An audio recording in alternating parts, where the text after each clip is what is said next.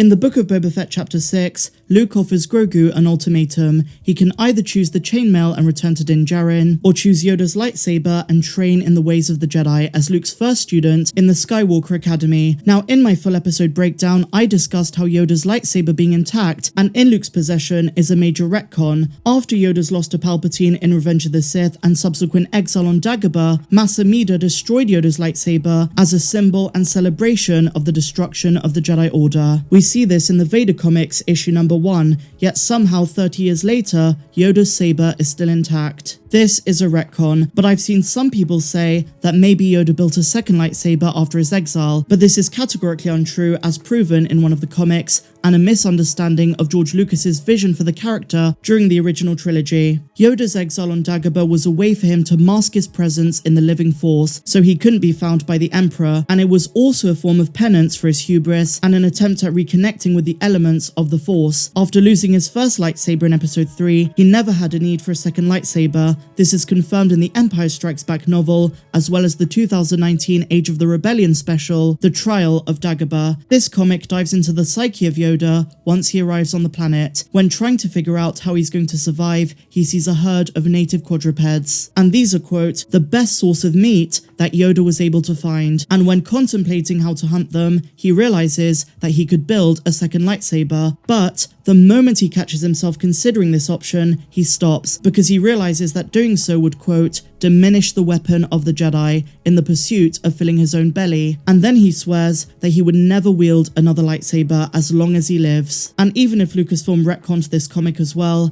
the second lightsaber would not have the exact identical hilt as the first one. And in the comic, when Yoda starts to build a second lightsaber, he then turns it into a bow and arrow. So yes, my dear friends, the Book of Boba Fett retcons the Vader comic, and the lightsaber we see is the same one that Yoda lost in his fight with Granddaddy Palps. And look, we've seen how Lucasfilm are not afraid to retcon elements of the comics, even if the comics are canon, which admittedly can be a bit frustrating as someone who very closely follows them. But they can get away with it because at the end of the day, more people watch the visual content than read the books and the comics. But the approach could be better, especially when it comes to major story elements, and I think the flaw is in something Pablo Hidalgo once said, that there are variations of the canon that can be potentially altered, dramatized, or embellished for its medium. In some contexts that applies, but here it kind of doesn't. Yoda's lightsaber being destroyed versus it being passed through many hands until Luke found it are very different, but I guess it's subjective if it ultimately matters or not. Considering how popular the Vader comics are, it is a little bit confusing to see the saber reappear, and the symbolism that came with Ming-Na destroying the sabers of the Jedi Order is lost, at least to some extent. But to balance the argument, it is forgivable in the context of furthering Grogu's story and Luke passing down the torch to a member of the same species. And maybe for all we know, Grogu is Yoda's biological son. We are yet to get confirmation if Grogu and Yoda are related, but I suspect that they are. I've seen a few people mention the alternative could have been to give Grogu Yaddle's lightsaber because that was not destroyed according to any canon. But the emotional impact on the scene wouldn't be the same because as much as I adore Yaddle, she is a much less significant character than Yoda, especially when it comes to more casual audiences. So Yoda's lightsaber aside, let's talk a little bit about the scene. Grogu now has to make a huge decision.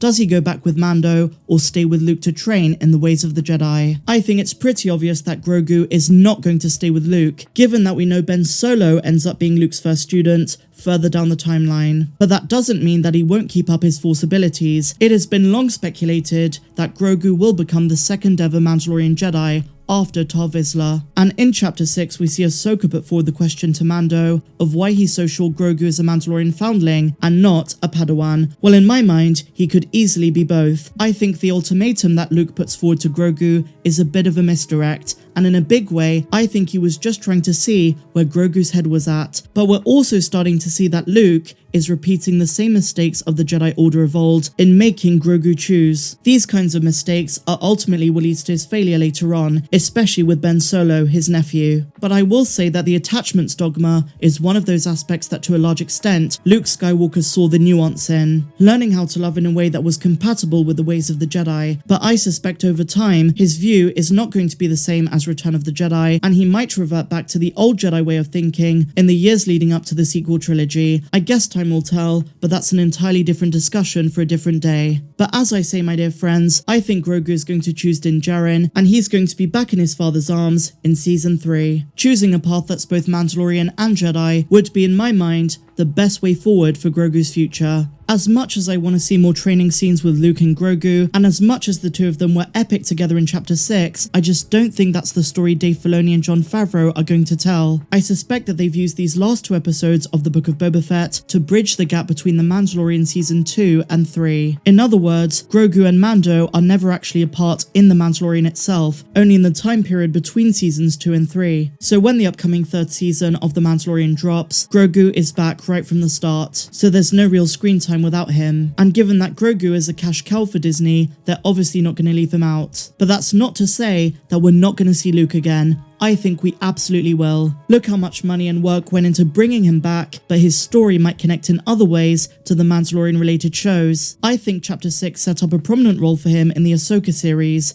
We saw the two interact, and it's clear they've met many times before, and she's like a maternal figure to him. I just wish they would have shown us the first time the two of them met, but that was off screen. Imagine that first encounter when she probably told him that his father was her former master, and then Luke tells her that in the end, Anakin was redeemed. Chef's kiss moment, and maybe we'll still see that in a flashback in the Ahsoka series, but I suspect Luke is also going to be in it, because we know that Hayden Christensen as Anakin's Force Ghost is going to be included too. I would love to see him interact with his son and his former apprentice, and let's be real, after all these years, when Anakin's Force Ghost interacts with Ahsoka, all of us Clone Wars and Rebels fans are going to bawl our eyes out. That is going to be a very emotional moment. Now, I went on a bit of a tangent, but these are all very important elements of the Book of Boba and The Mandalorian Season 3 that need to be spoken about. But I'm going to put it to you guys, what do you think of the Yoda lightsaber retcon? And a follow-up question, what path do you think Grogu is going to choose? You know my answer. I think it's really obvious that he's going to choose the way of the Mandalorian, but as a Mandalorian Jedi, so he's not going to choose just one path.